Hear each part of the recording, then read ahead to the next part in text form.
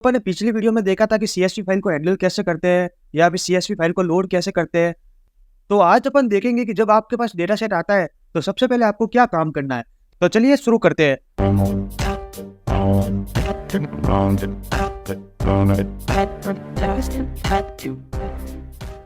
तो सबसे पहले अपन ने पांडास को इंपोर्ट कर दिया और जो ये डेटा सेट है सोशल नेटवर्क एड्स नाम का, उसको अपन ने डीएफ नाम के वेरिएबल में स्टोर कर दिया। ठीक है, जैसा कि आपको पता है कि मशीन लर्निंग में 70 से 80% डेटा ही है। अगर आपके पास डेटा नहीं है तो आप मशीन लर्निंग में कुछ नहीं कर सकते। ठीक है, तो जब भी आप मशीन लर्निंग का मॉडल बना रहे हो और आपके पास डेटा है तो आपको सबसे पहले उस डेटा को ट्रीट कैसे करना है, आपको उस डेटा को समझना कैसे, तो चलिए जानते हैं।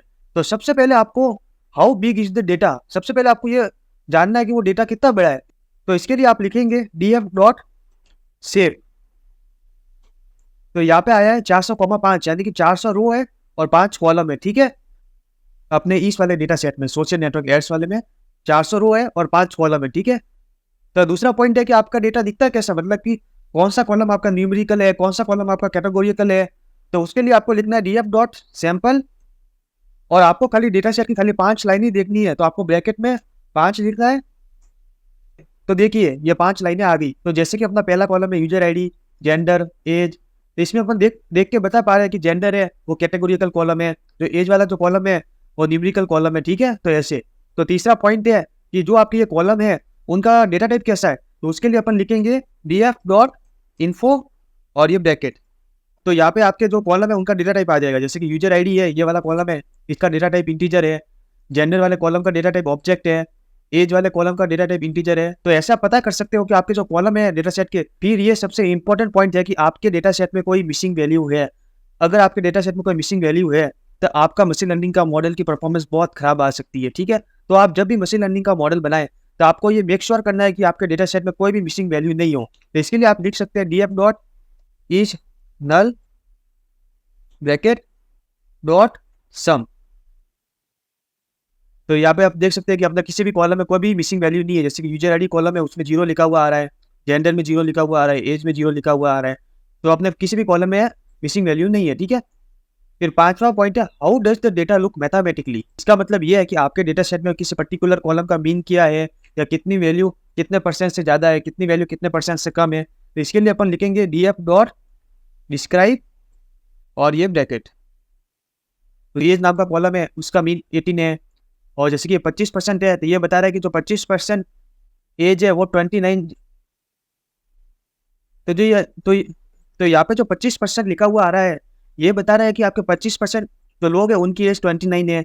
और ये 50% लिखा हुआ आ रहा है तो ये बता रहा है कि 50% लोगों की एज 37 है और 75% लोगों की एज 46 है। ठीक है, और ये जो मैक्स है ये बता रहा है कि आपके एज वाले कॉलम में मैक्सिमम एज है वो 60 है। जो एस्टिमेट सैलरी का कॉलम है उसमें मैक्सिमम सैलरी ये है 1,50,000। ठीक है, तो ये पूरा आपके डेटा को एक बार डिस्क्राइब कर देता है।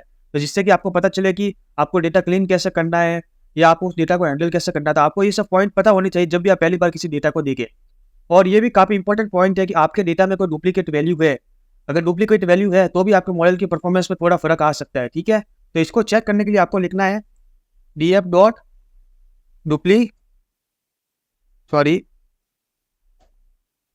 डुप्लीकेटेड डॉट सम। यहाँ पे 0 आ गया, मतलब कि आपके डेटा सेट में कोई भी डुप्लीकेट वैल्यू नहीं है। ठीक है, अब सातवां पॉइंट है कि हाउ इज द को रिलेशन बिटवीन कॉलम्स। को रिलेशन मतलब ये होता है कि आपके किसी पर्टिकुलर चीज के बढ़ने या घटने पे दूसरे कॉलम पे क्या फर्क पड़ रहा है। मतलब कि अगर मैं आपको एग्जांपल देके बताऊं, सपोज करो कि आपके पास कार है। ठीक है, तो जैसे जैसे वो कार पुरानी होती जाएगी वैसे वैसे उस कार की प्राइस कम होती जाएगी। ठीक है, मतलब कि जो कार की एज है वो कार के प्राइस से मतलब को रिलेटेड करती है। मतलब कि कार की एज बढ़ने घटने से कार की प्राइस भी बढ़ती घटती है। ठीक है, तो ये अपन फाइंड कर सकते हैं। तो इसके लिए अपन को लिखना है df डॉट CORR और पीरियड ब्रैकेट। तो यहाँ पे एरर आ गया, लेट मी सी। तो गाइस वो एरर इसलिए आ रहा था कि अपना डेटा क्लीन नहीं था। ठीक है, तो मैंने आपको पहले ही बताया था कि मशीन लर्निंग में आपका डेटा क्लीन होना बहुत जरूरी है, नहीं तो आपको बहुत एरर देखने को मिलेंगे और आपका मॉडल की परफॉर्मेंस डाउन होगी। ठीक है, तो मैंने ये सिंपली ये कोड लिखा है, तो मैं आपको फटाफट इस कोड का मतलब बता देता हूँ। सबसे पहले अपन ने numpy को इम्पोर्ट कर दिया। फिर अपन ने क्या किया कि जो न्यूमेरिक कॉलम थे उनको खाली अपन ने सिलेक्ट किया। फिर अपन ने सारे जो न्यूमेरिक कॉलम थे उसका को रिलेशन निकाल दिया अपन ने एस्टिमेट सैलरी के कॉलम के साथ। ठीक है, मतलब ये जो एस्टिमेट सैलरी वाला कॉलम है इसके साथ दूसरे जो कॉलम है वो कितने को रिलेटेड है। तो मतलब कि यहाँ पे अपन अगर देख पा रहे हैं तो एस्टिमेट सैलरी के साथ जो ये एज वाला कॉलम है, ये कुछ ज़्यादा को रिलेटेड है मतलब। तो इस डेटा सेट में कुछ होगा जैसे कि जो लोग 30 से 50 की उम्र वाले हैं, उनकी सैलरी शायद ज़्यादा हो, तो मतलब कि जो एस्टिमेट सैलरी वाला जो कॉलम है, वो एज से थोड़ा को रिलेट करता है मतलब, ठीक है। तो एक बार मैं इस कोड को वापस समझा देता हूँ। सबसे पहले अपन ने नंपाई को इम्पोर्ट किया, फिर अपन ने जो सारे न्यूमेरिक कॉलम थे, उनको सिलेक्ट किया, फिर इस सारे न्यूमेरिक कॉलम है, उसको अपन ने ये एस्टिमेट सैलरी वाला जो कॉलम है, उसके साथ अपन ने को रिलेशन फाइंड किया, ठीक है। तो इससे आपको बेसिकली पता चल जाता है कि कौन सा कॉलम आपके मशीन लर्निंग मॉडल के लिए इंपॉर्टेंट है, कौन सा इंपॉर्टेंट नहीं है, ठीक है। तो आज के लिए बस इतना ही। आई होप गाइस आपको ये वीडियो पसंद आई होगी। तो चलिए मिलते हैं आपसे नेक्स्ट वीडियो में।